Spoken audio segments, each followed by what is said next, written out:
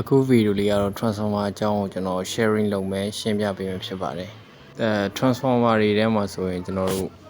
Power Transformer, Single Phase Transformer, Step Down Transformer, Step Up Transformer, Triad Transformer, Iron Core Transformer, Fried Transformer and Three Phase Transformer ဆိုပြီးရှိတဲ့အထဲမှာကျွန်တော်မြန်မာနိုင်ငံမှာတော့ Power Transformer တို့ဒီ Single Phase, Three Phase Transformer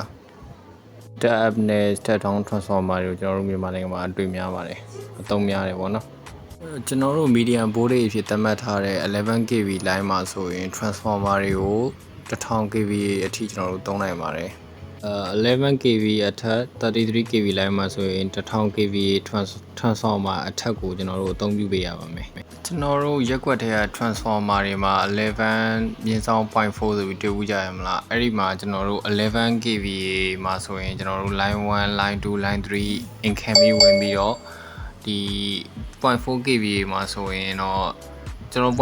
0.4kV အဖြစ်ပြန်ထွက်တဲ့ line မှာပေါ့ outgoing line မှာဆိုရင်တော့ line 1 line 2 line 3 အပြင် neutral ပါကျွန်တော်တို့ပါသွားမှာပေါ့နော် 0.4 400 volt line အဖြစ်ပြန်ထွက်သွားတယ်ပေါ့ကျွန်တော် transformer တိုင်းမှာကျွန်တော်တို့ဒီ earthing system တွေကိုထည့်ပေးရတယ်အဲ့ဒီ earthing system တွေတော့ဒီ transformer ရဲ့ body ကိုလည်းအချပေးရမယ်ပြီးရင် neutral ကိုလည်းအချပေးရမယ်အန်လေးလို့ခေါ်တဲ့ lightning arrestor ကိုလည်းကျွန်တော်တို့အချပေးရပါမယ်transformer တွေမှာ star connection system ကိုကျွန်တော်တို့အသုံးပြုထားပါတယ် line to line ကို400 volt ဖြစ်သတ်မှတ်ထားပြီး line neutral ကိုတော့ကျွန်တော်တို့230 volt ဖြစ်သတ်မှတ်ထားပါတယ်single phase system ကိုတော့အများသောအားဖြင့်ကျွန်တော်တို့လူနေ residential တွေမှာအသုံးပြုကြပြီးတော့ဒီ three phase system ကိုတော့ဒီစက်ရုံ industry factory တွေမှာကျွန်တော်တို့အသုံးပြုကြပါတယ်ကျွန်တော်တို့ဘင်းဒီတစ်ခုရဲ့အသုံးပြုတဲ့ total load 23kV အောက်မှာဆိုရင်တော့ကျွန်တော်တို့ single phase energy meter ကိုပဲအသုံးပြုနိုင်ပါတယ် 23kV အထက်ဆိုရင်တော့ကျွန်တော်တို့ power meter ကိုရှောက်ပြီးတော့အသုံးပြုရပါမယ်ပြီးတော့ 50kV အထက်ဆိုရင်တော့ကျွန်တော်တို့ဒီကိုပိုင်မီတာကိုရှောက်ပြီးတော့အသုံးပြုရပါမယ်ဒီ total လောက်ပေါ့ဘင်းဒီတစ်ခုရဲ့ကျွန်တော်တို့ total လောက်တစ်ခုလောက်ပေါ်မူတည်ပြီးကျွန်တော်တို့ကဒီမီတာအသုံးပြုပုံချင်းကွာတော့ပါမယ်เนาะကျွန်တော်တို့ဒီ total လောက်အသုံးပြုတဲ့ total လောက်က 1000kV အထက်လုံးဝဖြစ်သွားမယ်ဆိုရင်တော့ကျွန်တော်တို့ဒီ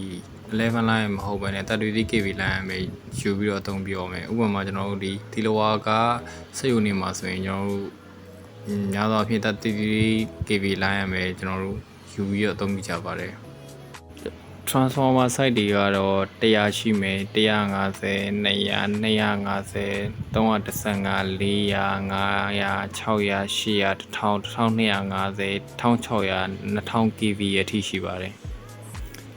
တချို့လို့ဒီထက်ပိုပြီးလို့ရရှင်တော့ကျွန်တော် customize ရှာပြီးတော့ဝယ်ယူတော့ရပါတယ်ကျေးဇူးတင်ပါတယ်